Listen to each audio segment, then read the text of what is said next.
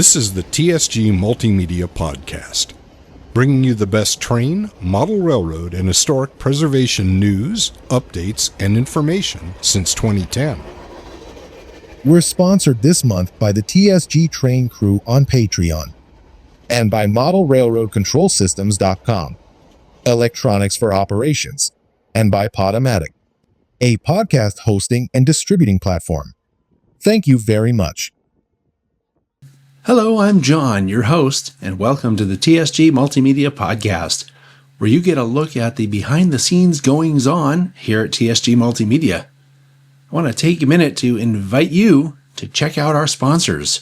You can find links to all of them in the description of this video below. So March was insanely busy with Reedley Railfest, visitors from out of town, bay rails, op sessions, layout visits, the PCR annual convention, and a lot more. So let's get started. Hi, it's me again, and we're doing something train related today, or railroad related, or really more history related, or all of the above. We're at the South Bay Historical Railroad Society, and we're archiving the artifacts here once again. We've moved on from the passenger waiting room and the hallway, and now we're documenting the artifacts in the boardroom, which is behind me here. After that, we'll be moving on to the freight house and also the layout rooms, which is what I'm standing in now. And this is a months-long process of trying to archive all of the artifacts that are in the possession of this museum, because the SBHRS is actually a museum. We have layouts here, and people might refer to that as a club, but it's really not a club, it's a museum, and it always has been. So archiving all of the artifacts is the first step in making sure that everything gets preserved and stays here. So anyway, that's what we're doing here today. I may have an update later, or if we find anything particularly interesting, maybe I'll share it with you. But something else I'll mention, since this podcast is going to be out the first weekend of April, and that is today, which is Saturday when this podcast is released, and tomorrow here at the SBHRS we're having our spring open house.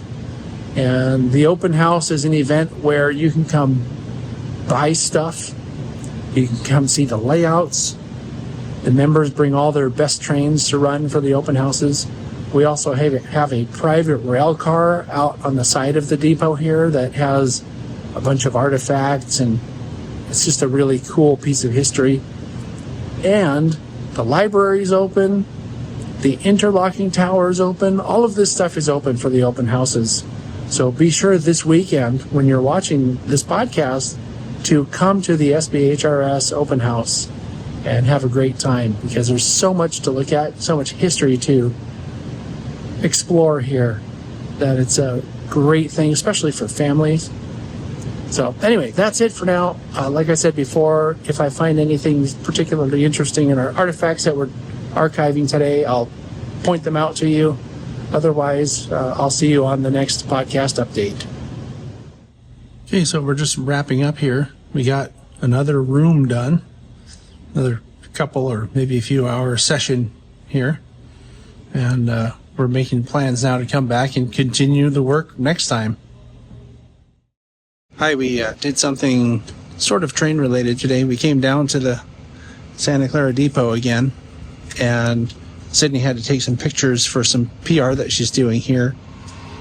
The other cool thing was today I ran into a bunch of people I haven't seen for a while, and one of our regular contributors to Catch of the Month, Benjamin Harp, had this really cool California Zephyr train running, and he was telling me how it's like 20 years old, and it's something that his dad had been working on collecting. Really nice train, and thanks, Ben, for sharing with me. Anyway, that's it from the SBHRS / Santa Clara Caltrain Station / Santa Clara Depot, and we'll be back with the next update when it happens.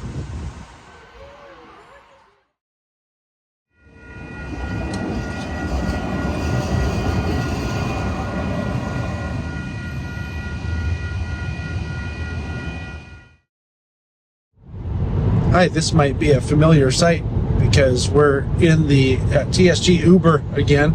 Oh, hi, there's our Uber driver. Hi, Charlie. Good morning. And this time Tom's with us. Hi, Tom. Hi, John. We're actually going to go do an op session today. So we have something called Bay Rails coming up next week.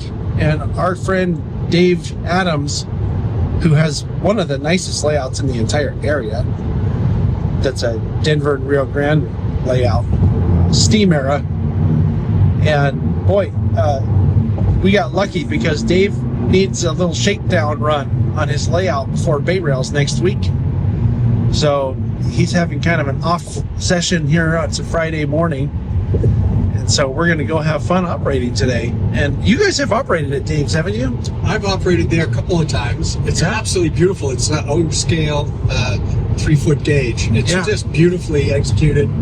Runs like a Swiss watch. Absolutely wonderful. We're going to have a good time. What about you, Tom? You've operated there, haven't you? Yeah, I've been there 2 times. And had a number of really interesting jobs those times. Yeah. My first chance at running with a live helper was on his layout.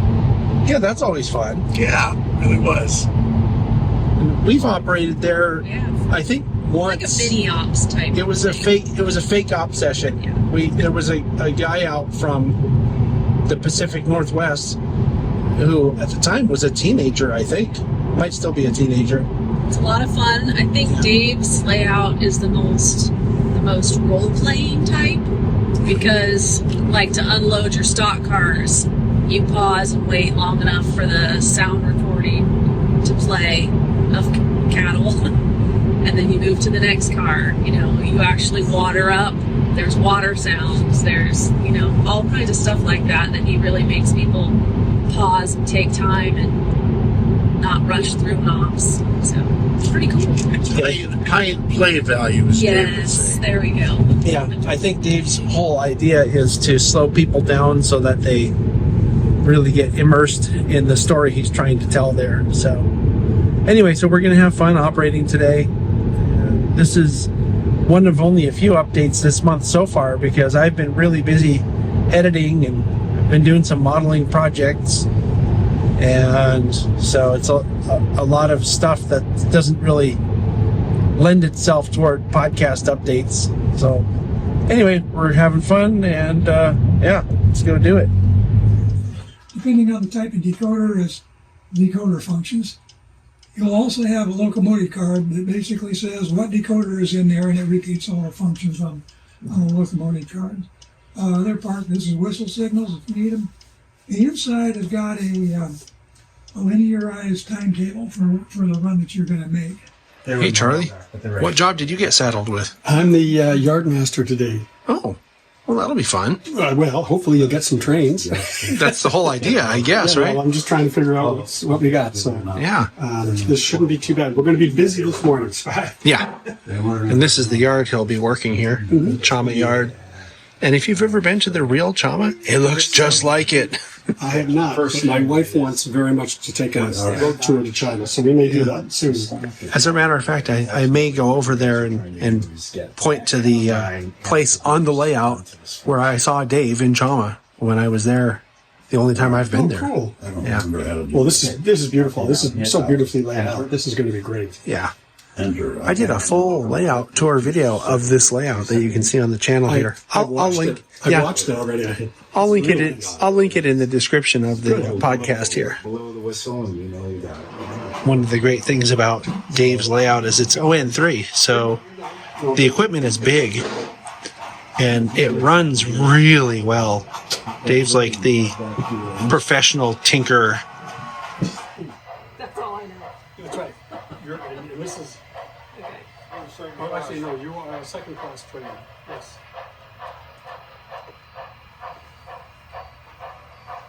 I'm wondering if you can move forward enough to let him get his water while you're waiting. But this is the clearance point. I don't think you can.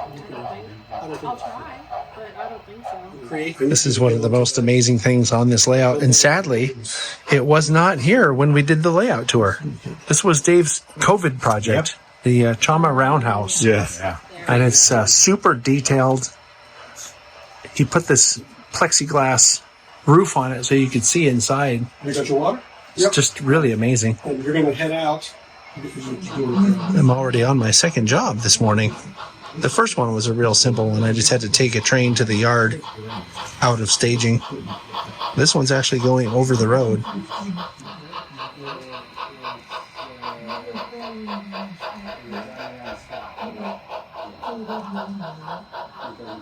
Somehow, every time I try to adjust one of the axes, I get wrong. All right, the expert did it. All right. Let's get those Durango cars in. Yeah, I'm getting them right now.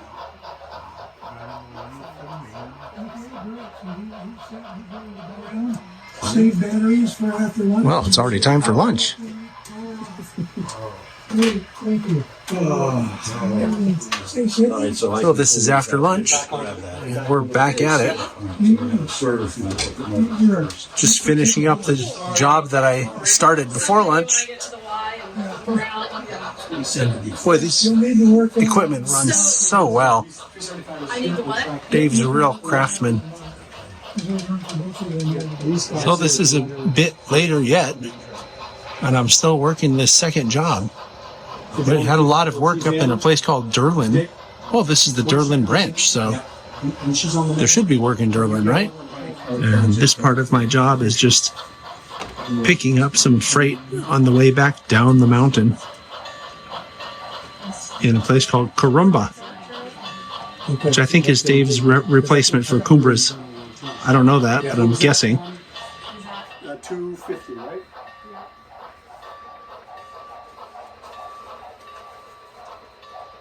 So, and you were 116, right? I'm worried about your... So this is actually the end of the session, and this is something that really just should not happen. There's leftover donuts. So I think I'm just going to have to take one of those with me. And Dave, thanks for a great session. Send 124 out, and then we're done, basically. Now we're doing something train related today, and saw our first train. I'm here with Kevin and Curtis. We're going out to Reedley today because Reedley's having their annual Railfest. This is something that we seem to do every year. And we finally got on Highway 99, and what do you know? There's a UP train. Hi, so we've made it to Hillcrest Farm here in Reedley. And we picked up Trevor and Lauren that you know from, most recently, I think you know them from the Oregon Coast Scenic, formerly of Fern Creek and Western fame, right? And this is one of those things where we don't have the Fern Creek and Western Garden Railroad anymore. So this is one of those excuses to hang out. And my understanding is that Paul and Daniel, that we also know from there, are going to be here today. So it's at least one time during the year when we'll have an excuse to hang out like we used to at the Fern Creek and Western. So that's kind of what this is about.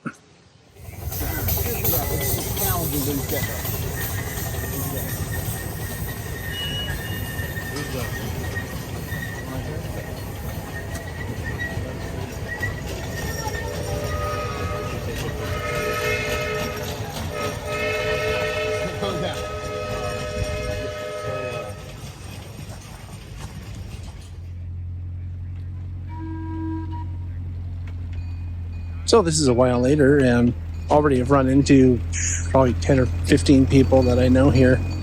And really what this is, this is Railfest at Hillcrest Farm in Reedley, but where the public comes and rides the miniature 15-inch gauge steam trains. But it's also kind of a collection or a gathering of people who are in the steam industry from all over the country. So, for example, there are people here from the Durango and Silverton. There are people here from Sacramento. There are people here from Oregon. As a matter of fact, we picked up the people from Oregon.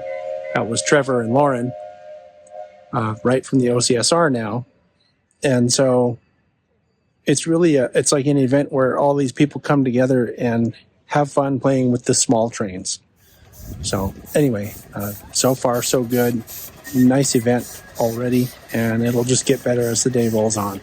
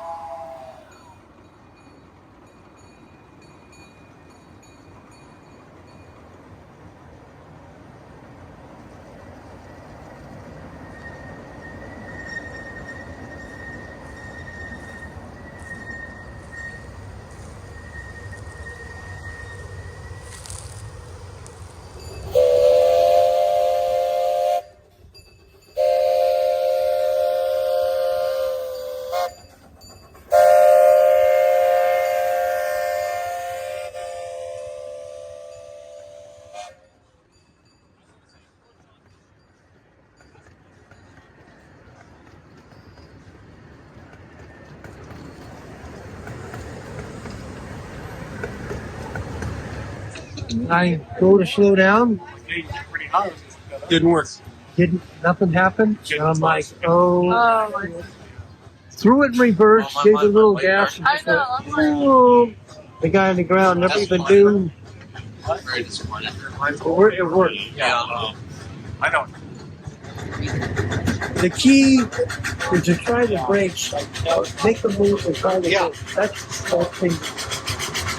But we were already in the switch, we were already out working and switching. All right, so this is a little bit later. Now we're finally riding the train. This is something else that we always do when we come to this event. Ride the train for a while. And did some foaming already. It's really cool to see these little engines work on this railroad.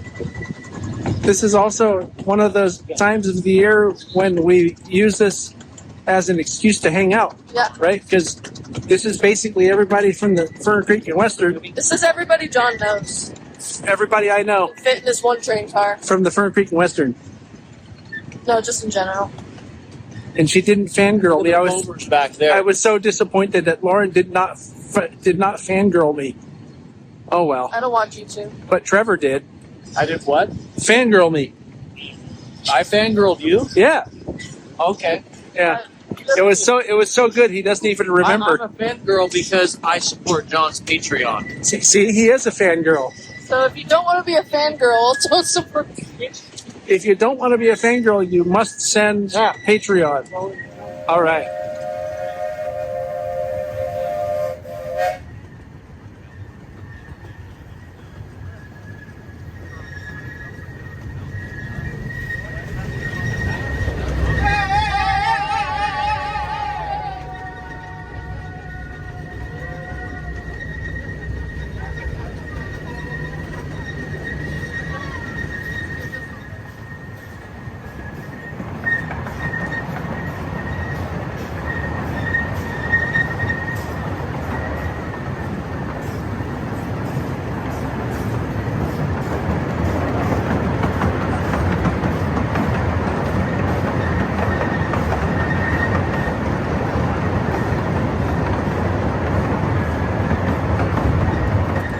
Funny story about the tunnel that we just went through. We were here 5 or 6 years ago. I don't remember. And we were behind that engine with the vertical boiler. And as we were going through that tunnel, I think Diego was running, wasn't he? What? Or CJ. Or CJ. Anyway, they did something and a bunch of cinders came out. And I still have holes in my hat and in this shirt that I wear here every year from when we got caught on fire. So does this guy over here. I'll show you. This guy also has a burnt up shirt. Yeah. How was that getting caught on fire, Curtis? We're on fire. Didn't get it out fast enough. We're here with world-renowned arborist Kevin Hill. We're trying to figure out what these trees are. What do you think? Well, to me, they look like Monterey pines. Why is you that? can tell they're Monterey pines because of how they are. Yeah? I don't know. Maybe it could be. Show us how that shape is. Oh, yeah. But I could tell you for certainty they are green of the Christmas tree variety. Yeah, definitely green. Conifers. Pine tree of some sort? Pine of some kind. That rhymes. You like that? Yeah, that one right there don't look too happy. That was kind of... The red one with the white top? Yeah, that's not really ideal. Let's see what's going on with that one. That looks like a very sad tree. That's the one that set us on fire.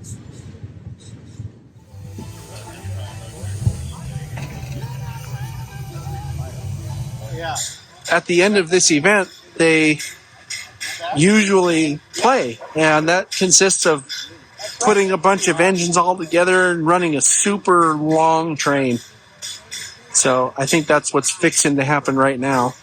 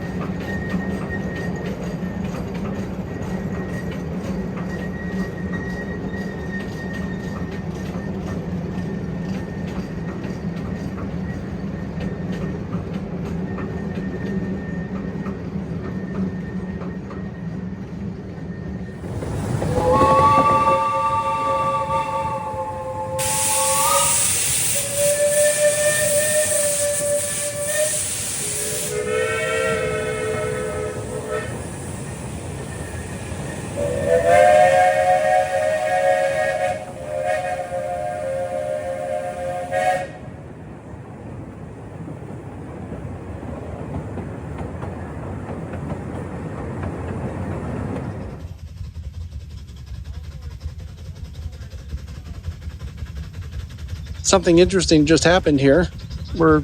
Kevin and I are over here foaming the train, and just 2 locomotives came around the corner. So the rest of the train is somewhere out there with the other 2 locomotives on the head end, probably waiting for one of the locomotives that we just saw go by to come back and rescue them. Hopefully they'll have enough power. They're coming back now. Oh, they're coming back just now, he says.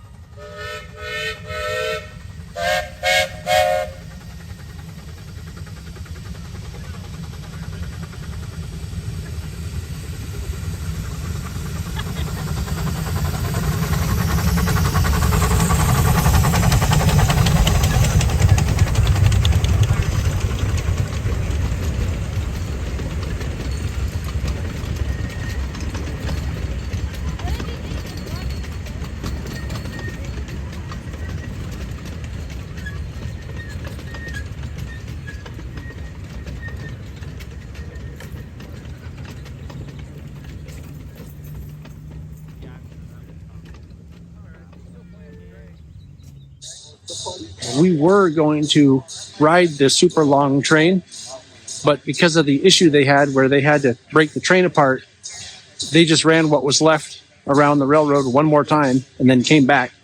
You can see the train behind me is getting put away.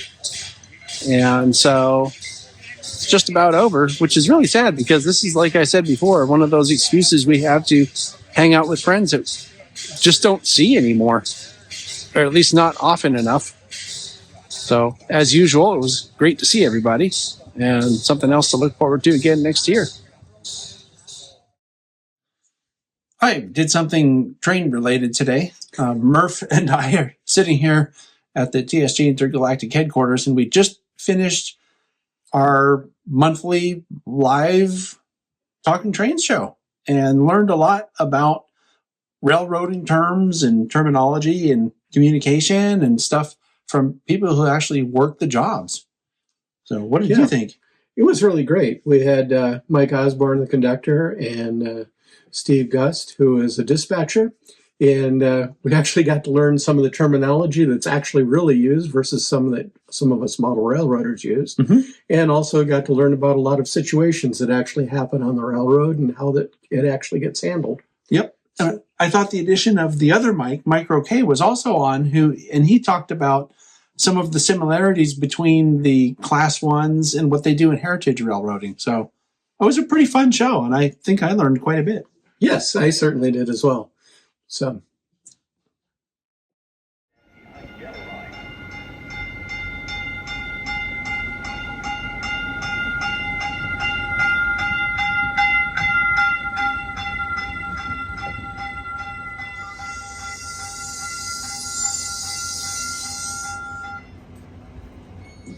We're taking Caltrain up to South San Francisco to go see our friends John and Cindy Petrovitz. You might recall John has that gorgeous N-scale layout, and that's part of the reason why we're going. I'll provide you with more details later. Just had an opportunity to take a shot of the train's reflection in those buildings.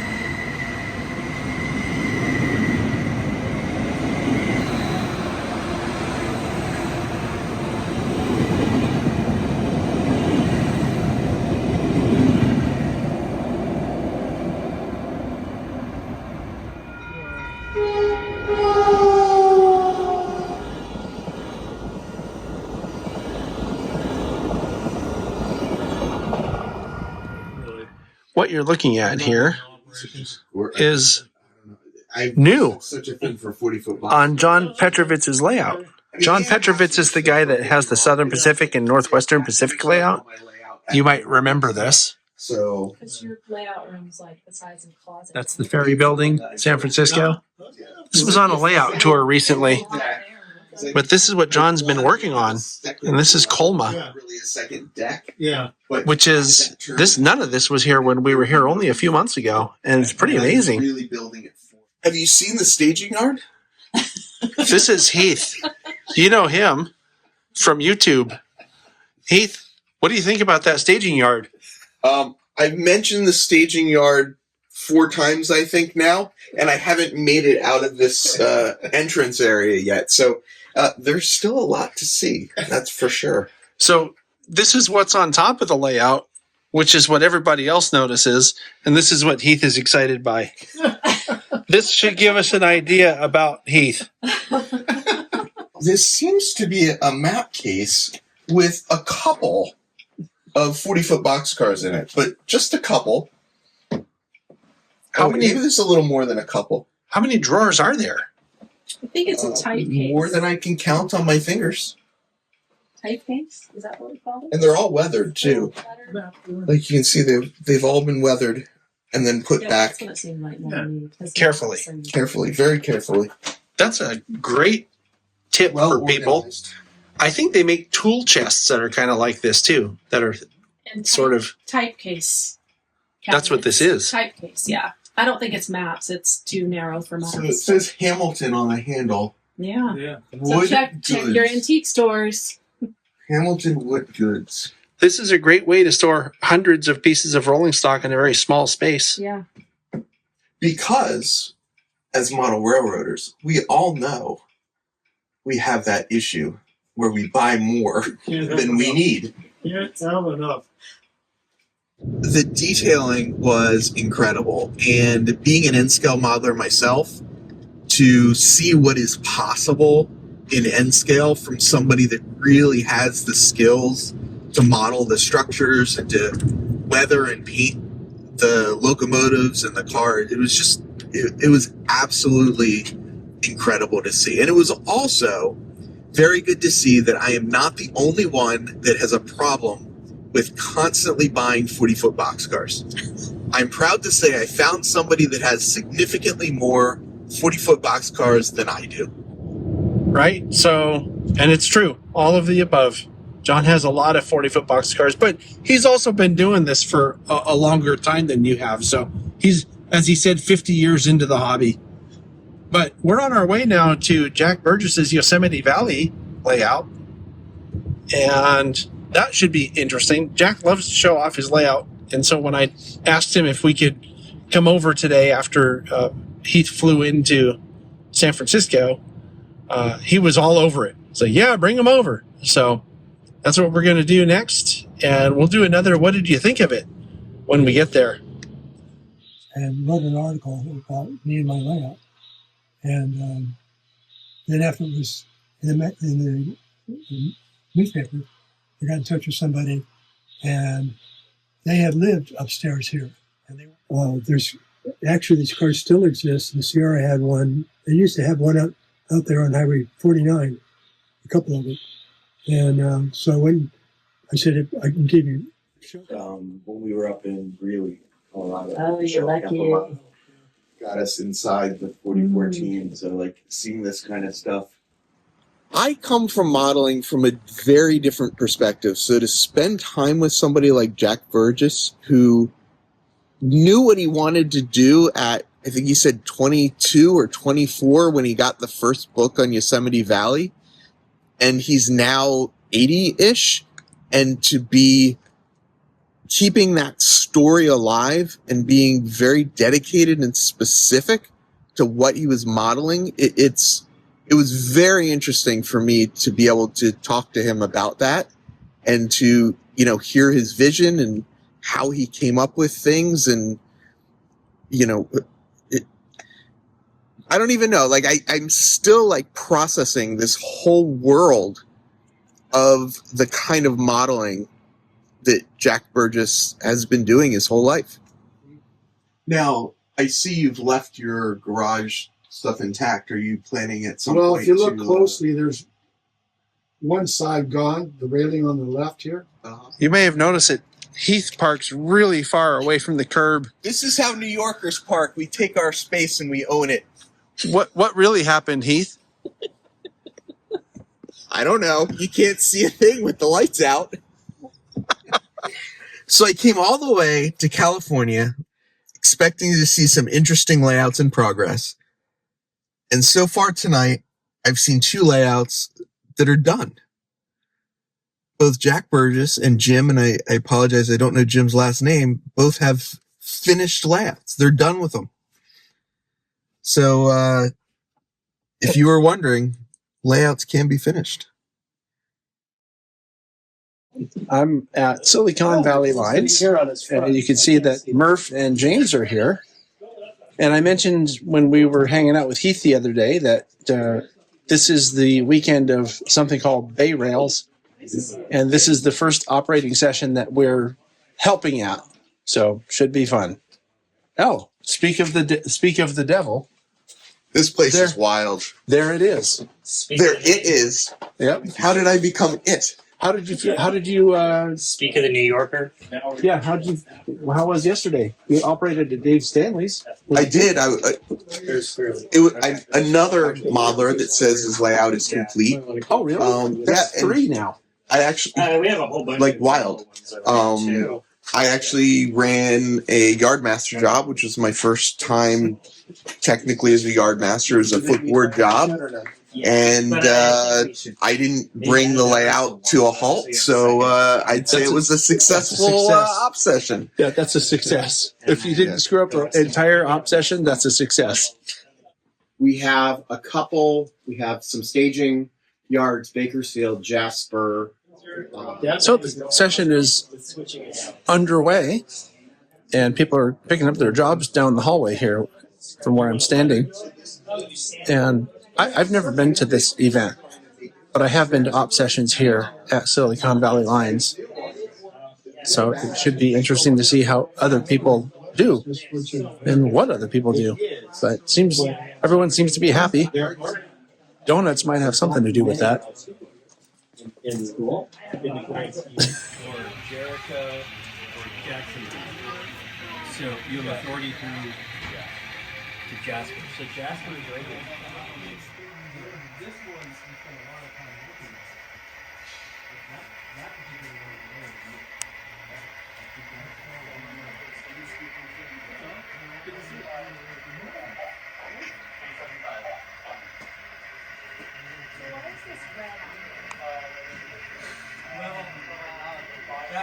So as helpers here, my original thought was, well, we'd wander around and look for people that seem like they are lost or don't know what they're doing, which makes sense, right?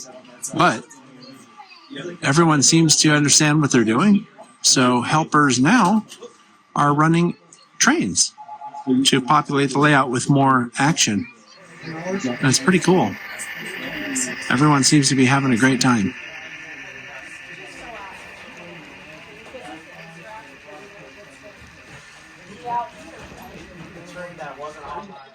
This is always something that cracks me up, that these guys made TSG into vandals at this warehouse. And this is actually where I met Murph the first time, just like this. He was showing me how to dispatch at Silicon Valley Lines. And now he's the host of this amazing show, Talking Trains. We have to follow him with a mop to clean up after him because he's foaming so much.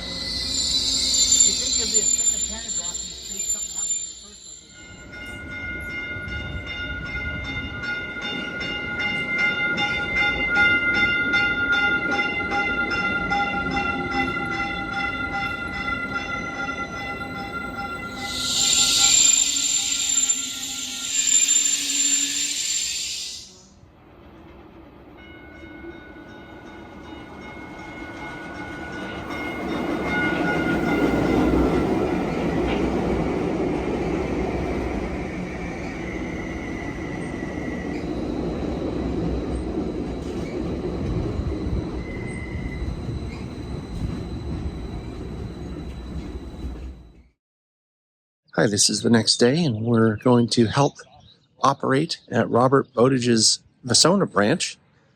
This is a steam-era Southern Pacific layout, and we've been here before, actually. This is the layout you may recall if you watch this channel a lot that has an interlocking with actual little levers that you have to manipulate. It's a really cool feature on the layout. So anyway, this is, I guess, day 2 or day 3 of bay rails, and we're going to have some fun. Boxcars and reefers go here, and if there's a tank car, it goes here because that's where the oil tank was. The oil tank there was. We gotta do a bunch of shuffling, so let's just go by and see what happens. Go find out what we have at the road. Yeah. To be fair, Campbell's not a bad place to be stopped. No.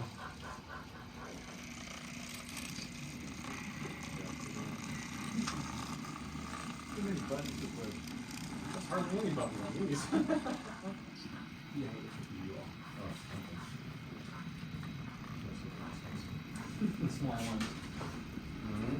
We actually ended up doing 3 jobs today and just finished the last one. Robert has a switch list set up here that is a little bit difficult at first, but I found after we've done it a few times, it's easier to keep track of where things go.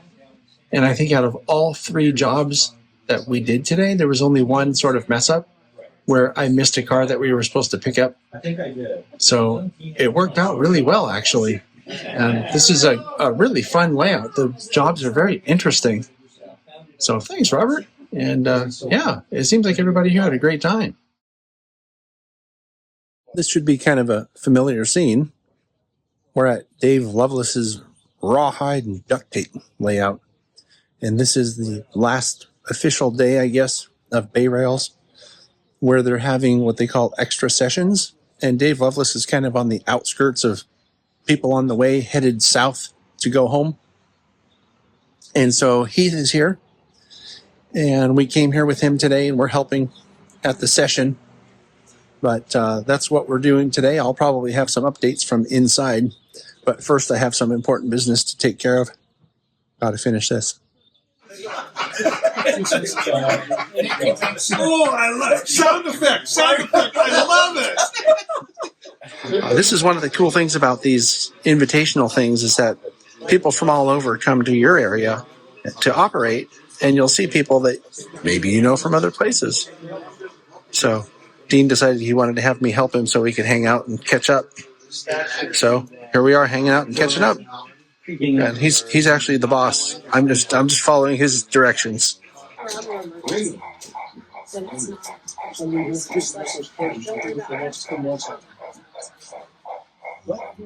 thought that was a separate thing.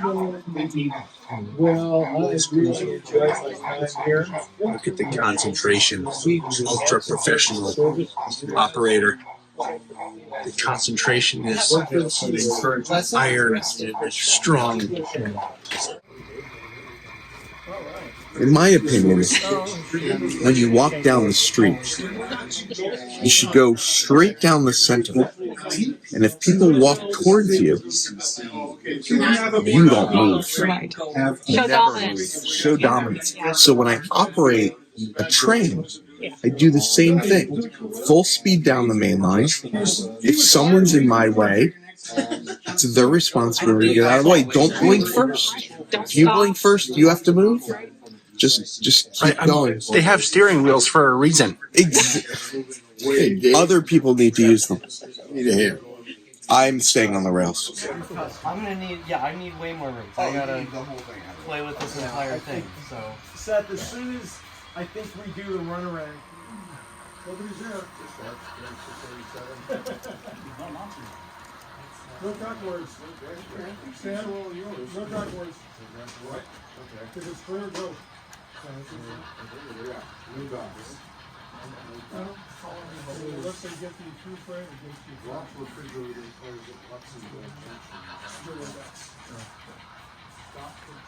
So this is a bit later, and everyone's still having fun.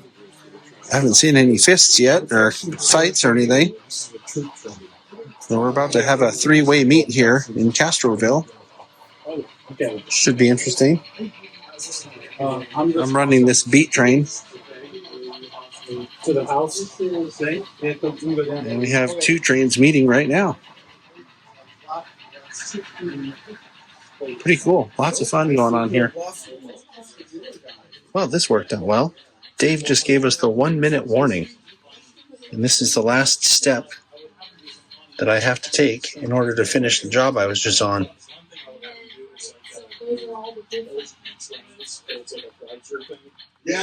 That's it.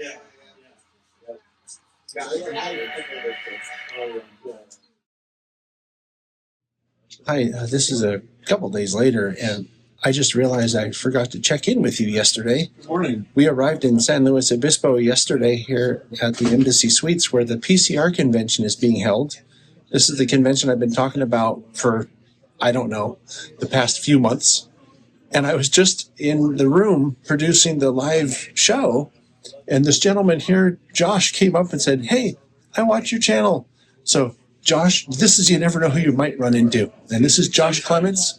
And you've been watching the channel for how long, do you know? Oh, it's been a few years, yes, for sure. Been watching the channel for a few years. And I asked him if he wanted to be famous. So we're doing a you never know who you might run into. Yeah, this is my opportunity to be famous. And I came down because a friend of mine, Walter Mizuno, was helping out with the convention. And he invited me, but it was also an opportunity to connect with some people that I feel like I know from online, but I haven't actually met. And then I actually brought my dad down, too, so we could spend time together. So it's cool. It's a really neat event to connect with people I know and people that I feel like I know but haven't actually met.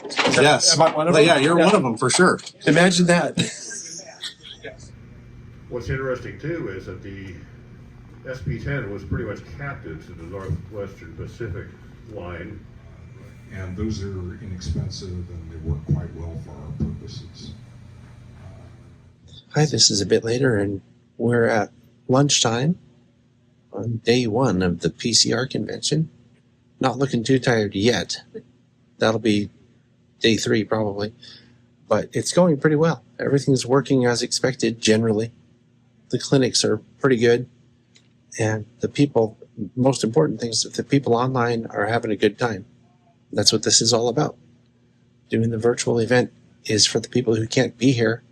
And we have seen, I think, about 30 people from out of the state, out of our 70 or 80 or whatever that have signed up for this virtual event.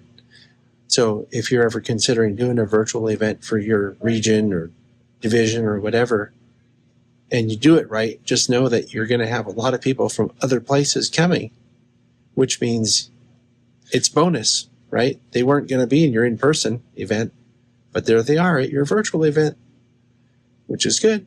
So anyway, that's it for now, and we'll have more updates later from the PCR convention. You'll never know who you might run into. 3 inches at 300 dpi is a 900 dpi in wide bit image. It's a bit later now, and we just had the afternoon bonus clinic here in the virtual room, and it was a really interesting clinic about using PowerPoint, you know, the thing everybody uses for presentations, using PowerPoint to do things for model railroad. And this was done by our friend Phil, who's probably going to come on the channel and do it for us here sometime in the near future. It's a really, really good presentation, and he thinks outside the box, which is one of the things I always enjoy about listening to Phil's ideas. So anyway, that's it for now, and we still have to do an evening session if we hopefully try to find some food. Hi, this is the next morning, and I should look pretty tired because I am, but I'm here, and we're getting ready for day 2 of the clinics at the convention. Everything seems to be working. Famous last words. And we'll see how it goes. I'll be back with more updates soon. Hi, I'm Mike Osborne, use number 24 for a TSG Multimedia hat. You don't need to comb your hair. Thank you very much. Have a good day. In addition to the sectional portion of the layout, there's a 9mm gauge loop representing the Southern Pacific and a multi-gauge test track shelf suspended from the shelf brackets under the sectional layout with Hi, this is a bit later, and we've finished the morning session.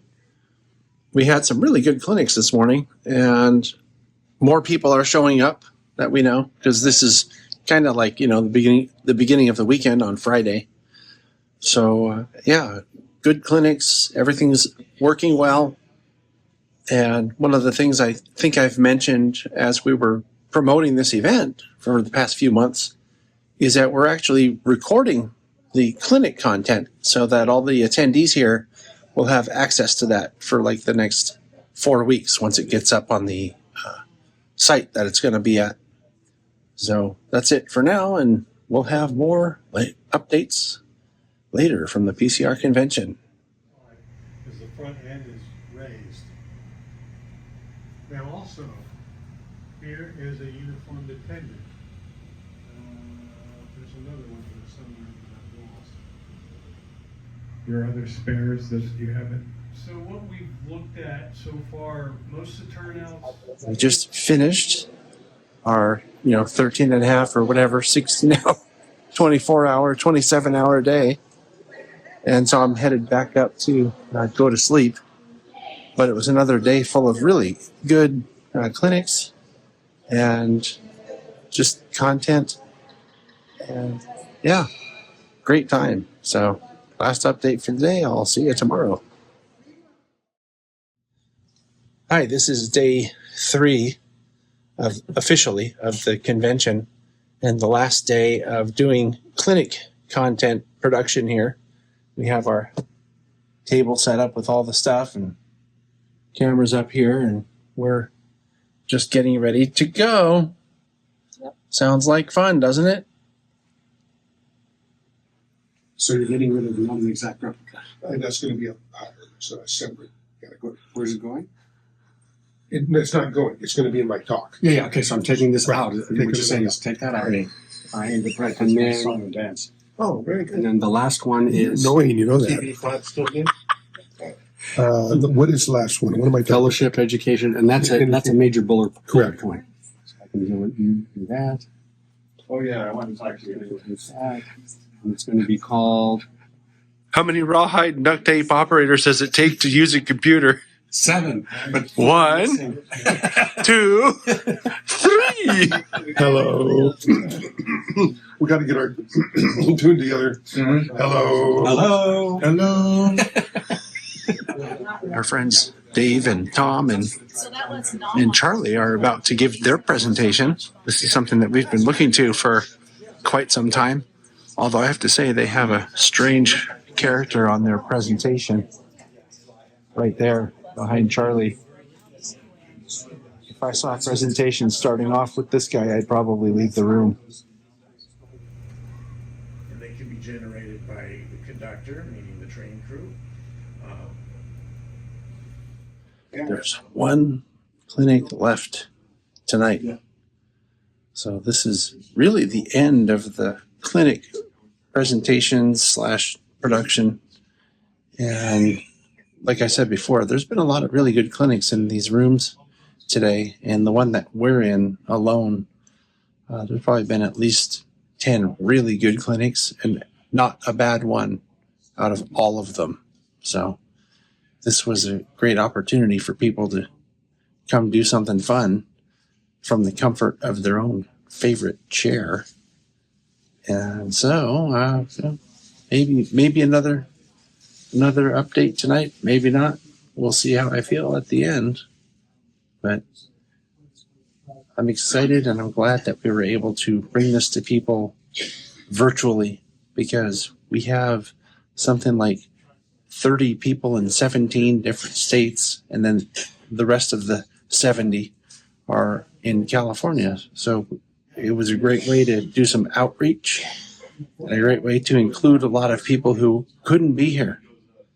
And I hope that people will do these kind of events henceforth in the future, because there's no reason why we need to leave people out when they want to be included. It's Sunday morning, and we're here in their, I think they call this the ballroom or something like that. And they're having a big breakfast in here today. And what we're doing is we're going to be presenting the members meeting to a Zoom call that's available to all PCR members, because it was brought up at some point during the proceedings. Why should PCR members who can't be here due to all the reasons that we talk about, mobility, they're caregivers for their spouses or whatever, why should they be left out of a meeting that's for all the members? So we're going to be presenting the meeting to the membership over Zoom. All right, so it's later and we're back. Had a pretty relaxed drive home from San Luis Obispo, where the PCR 2025 convention just concluded this morning. And my reflection on it is it's always nice to see friends. And every time we go to any of these events, we see lots of friends. I've made some new friends, met some viewers to the channel who were nice enough to introduce themselves. You guys know who you are, so thank you for that. And just overall, it was a good event. It was really tiring. We had something like 13.5-hour days for 3 straight days. And I've mentioned it before, it's really volunteer work. We don't charge anybody for this, for our services, that is. It's all volunteered, the equipment, the expertise, the time, all of it. And so I try to make it, feel more fun by hanging out with people. But it's still a lot of work, and it's really stressful because when you do a live event like this, you have one chance to get it right. There's no do-overs, right? So, but I think overall it was good, and I'm looking forward to doing it again sometime. If you're a member of the PCR, by the way, make sure that you register your opinion with your board of directors, because not everybody's interested in doing virtual events, even though we included, this is a really interesting thing, we included, I think, 70 people that were added on the virtual event, in addition to the 120 or whatever it was that came to the in-person event.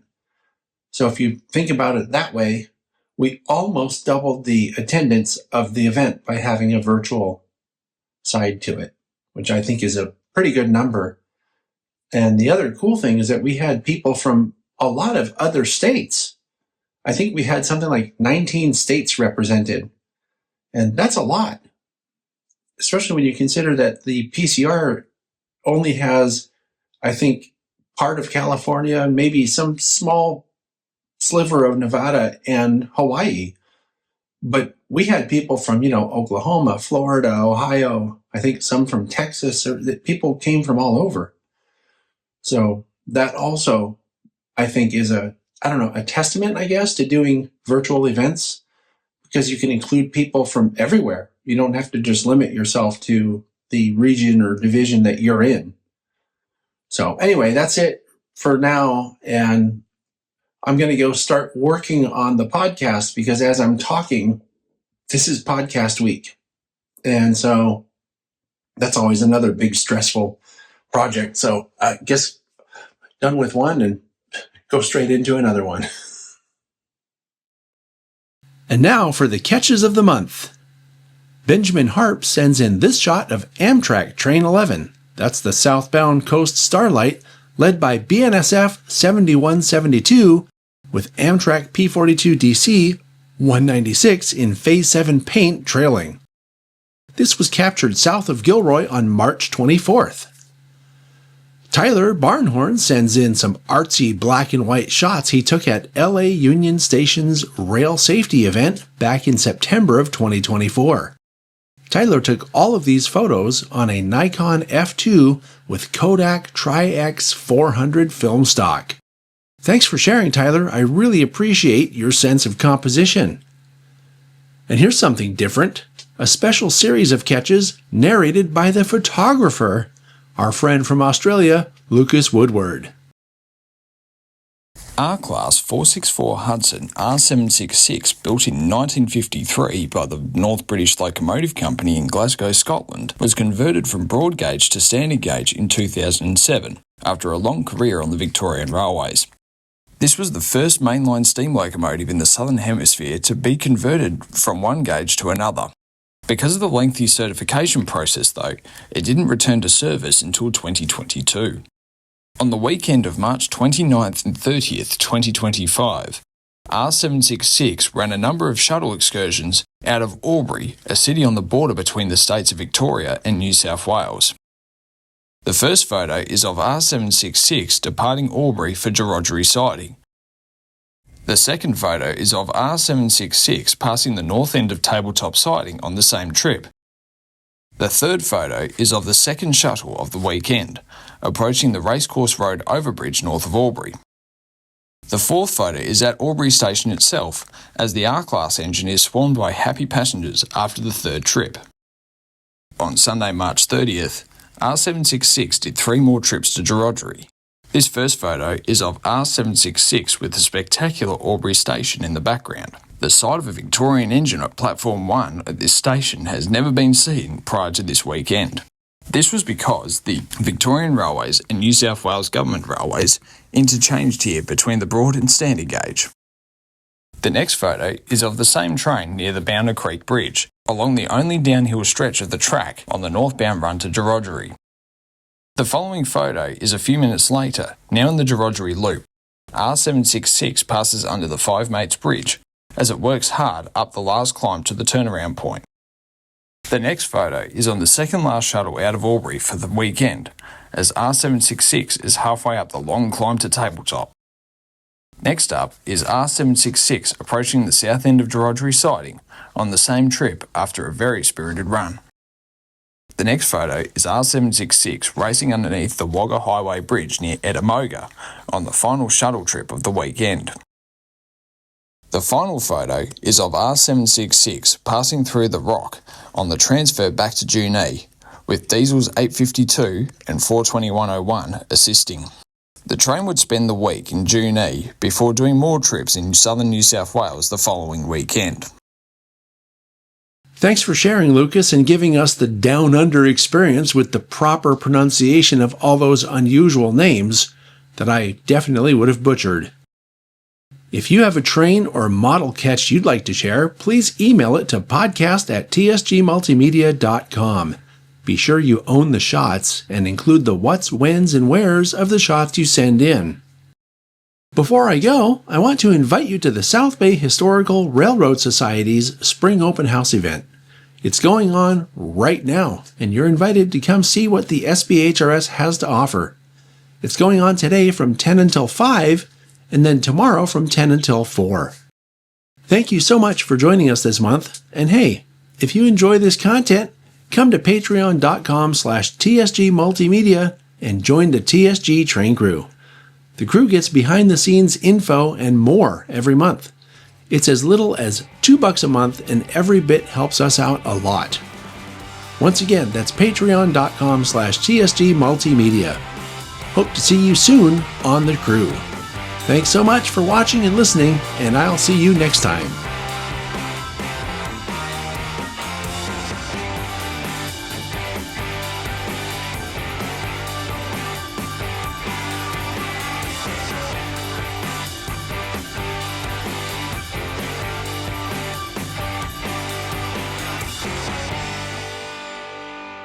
If you enjoyed this program, please join the TSG Train Crew on Patreon. TSG Train Crew members get behind-the-scenes access and ad-free sneak previews in 4K ultra-high definition. Go to patreon.com/TSG Multimedia for more information.